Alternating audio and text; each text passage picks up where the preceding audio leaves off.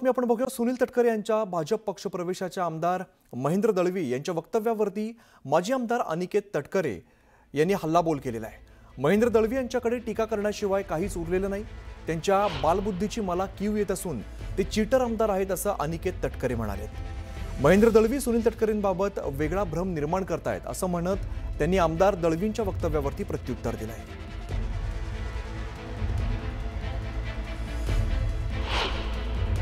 परवा तुमच्या सभेमध्ये काही आरोप केले, त्याच्या आरोपावर मी अजूनही ठाम आहे। अजूनही ते मॅटर टीव्हीला चालू आहे। पण याचा करता व्हायचेच आहे, त्याच पक्षात राहायचं आणि त्याच्याच मुलांना बदनाम करायचं। कारण इकडली बॅग भरली आहे, गल्ली टू दिल्ली, आता कमलाची दिशेने वारी सुरू आहे आणि हे त्रिवार सत्य आहे। काय लपून राहणं बघा, आतापर्यंत त्या व्यक्तीचा प्रवास राजकीय बघितला तर ही चिटिंगच असं म्हणता येईल। ज्या नेत्याच्या आश्रयाखाली आपण काम करायचं त्यालाच फसवायचं, ही संस्कृती आहे। आता ही बंद केली पाहिजे आणि म्हणून रोयाचं नाव बदनाम होऊ नये म्हणून ह्या लोकांना हद्दपार करणं आता काळाची गरज आहे। महेंद्र दळवींच्या बालबुद्धीचा मला खरेच कीव आहे। स्वतः चिटर आमदार आहेत, त्याच्यामुळे त्याच चष्म्यातनं सगळ्यांना ते तशा पद्धतीने पाहतात। तटकरे साहेब हे राष्ट्रवादी काँग्रेस पक्षाचे प्रदेशाध्यक्ष आहेत, महायुतीच्या प्रमुख घटक पक्षाचे नेते आहेत। त्यांचे आणि आदरणीय देवेंद्रजी असतील, आदरणीय पंतप्रधान नरेंद्रजी असतील, अमितभाई असतील, यांच्यासोबत घनिष्ठ संबंध आहेत। म्हणून का आम्ही भारतीय जनता पक्षामध्ये प्रवेश करणार आहोत असं जर ते म्हणत असतील तर ते चुकीचं आहे। गडचिरोलीतील भाजपाच्या प्रचार कार्यालयाचं उद्घाटन आणि प्रचार सभा पार पडली आणि यावेळेला अनेक महिला उन्हामध्ये बसलेल्या होत्या। तेव्हा महसूल मंत्री चंद्रशेखर बावनकुळे यांनी जिल्हाध्यक्षांचे कान टोचलेले। मंडप पूर्ण नाही टाकला याबाबत विचारणा केली, त्यावेळेला जिल्हाध्यक्षांनी खर्चाचं बजेट कमी असल्याचं सांगितलं। यावेळेला निवडणूक आयोगाला आपण हिशोब देऊ, तुम्ही हिशोबासाठी घाबरू नका, मी स्टार प्रचारक आहे, कशाला हिशोब लागतो, मी राज्यावरती आहे, राज्यात आम्ही हिशोब देऊ, मात्र आमच्या लाडक्या बहिणी उन्हात बसू नयेत असं म्हणत जिल्हाध्यक्ष रमेश बारसागडे यांचे कान टोचले। काही बजेट नाही, चिंता नको करा। अरे निवडणूक अधिकाऱ्याला सांगू ना बजेट हे केवढ्याचं आहे ते केवढ्याचं आहे, एक पडद्याचं का लावून 50 रुपये लावल, काही काळजी नको करा।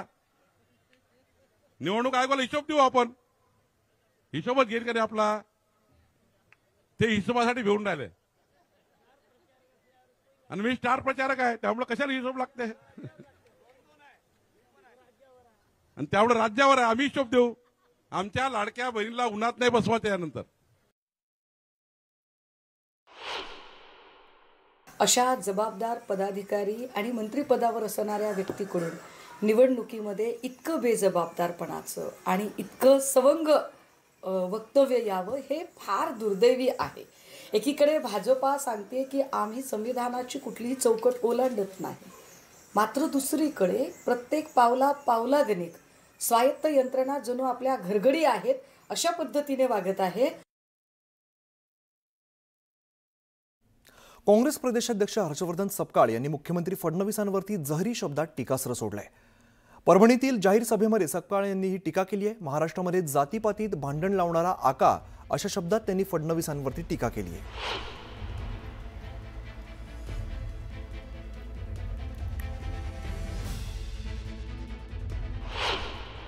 सबसे बड़ी नार्को टेस्ट किसी करने को ना, तो जिसने मराठा विरुद्ध ओबीसी की लड़ाई लड़ाई, जिसने ओबीसी विरुद्ध विजेएनटी की लड़ाई लड़ाई, जिसने विजेएनटी विरुद्ध आदिवासी की लड़ाई लड़ाई, जिसने हिंदू विरुद्ध मुसलमान की लड़ाई लड़ी, ये सबसे बड़ा डाकू, सबसे बड़ा आका और सबसे बड़ा दरिंदा यदि कोई होगा तो महाराष्ट्र का मुख्यमंत्री देवेंद्र फडणवीस है।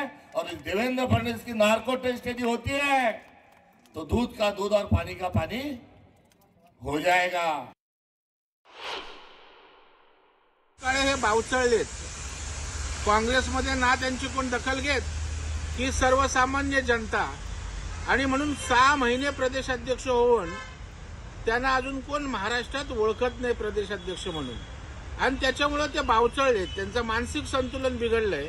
त्यातनंच चर्चेत राहावं यासाठी देवेंद्रजींसारख्या नेत्यांवर अशा अश्लील भाषेत ते त्या ठिकाणी बोलतायत। काँग्रेसच्या प्रांत अध्यक्षांनी स्वतःच्या अवकातीत राहावं. शब्दांचा प्रयोग तुम्हाला जसा करता येतो ना, त्याच्यापेक्षा अधिक सुंदर प्रयोग आम्हाला देखील करता येतो. त्यामुळे पूर्ण महाराष्ट्राने ज्यांना देव माणूस म्हणून स्वीकारलंय, त्या देवाभावांबद्दल बोलताना शब्दांची मर्यादा काँग्रेसच्या प्रांताध्यक्षांनी सांभाळावी. अन्यथा पुढचे जे काही परिणाम झाले तर आम्हाला दोष देऊ नये. देवेंद्रजी फडणवीस हे पोशिंदा आहेत म्हणून जनतेने त्यांना तिसऱ्यांदा निवडून दिले. हर्षवर्धन सपकाळजी आपली अगरबत्ती कुठे लागली नाही, त्यामुळं अशा पद्धतीनं प्रसिद्धीसाठी टीका करतायत. खरं तर अशा पद्धतीनं देवेंद्रजींवर टीका करणं म्हणजे हर्षवर्धन सपकाळ यांची वैचारिक दारिद्र्यता आहे, त्यांची ही दिवाळखोरी आहे. काँग्रेस पक्षाची अशी अवस्था होण्यासाठी हर्षवर्धन सपकाळ हेच जबाबदार आहेत. आणि खऱ्या अर्थानं दरिंदा कोण असतील तर ते महाराष्ट्रामध्ये हर्षवर्धन सपकाळ आहेत आणि पोशिंदा कोण आहेत तर देवेंद्रजी फडणवीस आहेत.